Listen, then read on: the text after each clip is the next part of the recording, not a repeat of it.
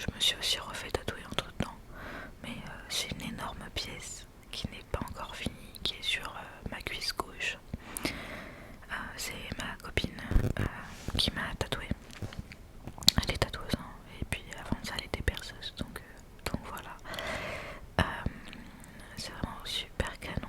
Et en fait, on avait la pièce principale, enfin l'élément principal, et là il manquera juste un joli détail que je compte faire en arrière-plan de ce que j'ai. Enfin, c'est un peu compliqué à expliquer comme ça, mais du coup ce sera terminé d'ici fin décembre, puisque bah là je laisse le temps que ça cicatrise, hein. Comme ça quand je la vois pour la suite du tatouage, ce sera le moment de faire les retouches aussi.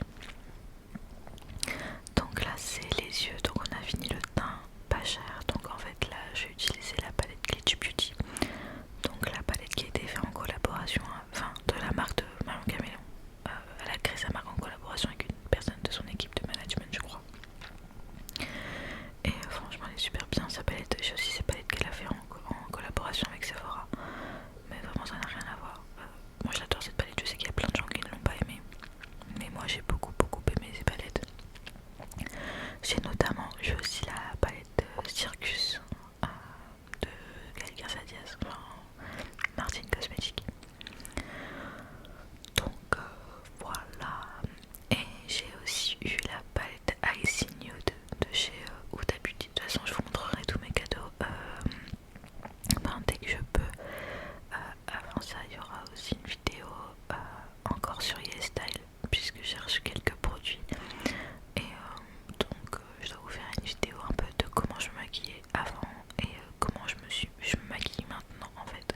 Les techniques que j'ai un peu développées, parce que vraiment avant je me maquillais bien entre guillemets pour l'époque, mais clairement j'avais pas beaucoup de techniques. Après le maquillage ça prend, c'est pas quelque chose qui est inné.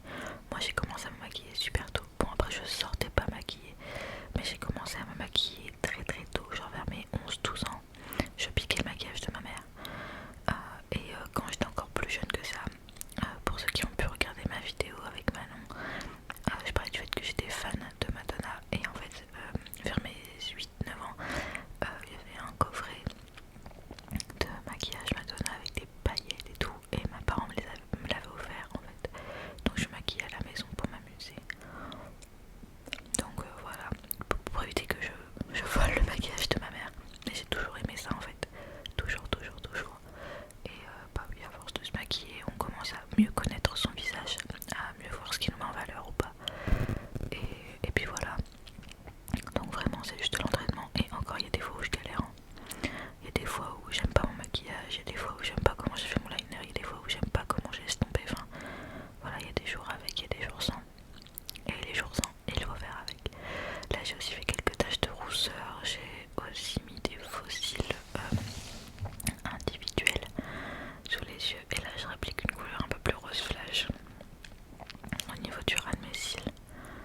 Donc voilà, je ne sais même pas ce que je suis allée faire. Ah bah c'était le vendredi de la Toussaint. Bah le jour où vous m'avez maquillée, c'est le jour où je me suis fait mordre par l'araignée en question. Donc ce jour-là, je suis allée voir mon papa au cimetière du coup pour la Toussaint. Et je suis allée à SOS médecin, tout simplement. Là en rouge à lèvres, j'ai utilisé, vous savez, les rouges à lèvres de Daphna Beauty. Donc j'avais fait une petite vidéo, je vous l'ai présentée.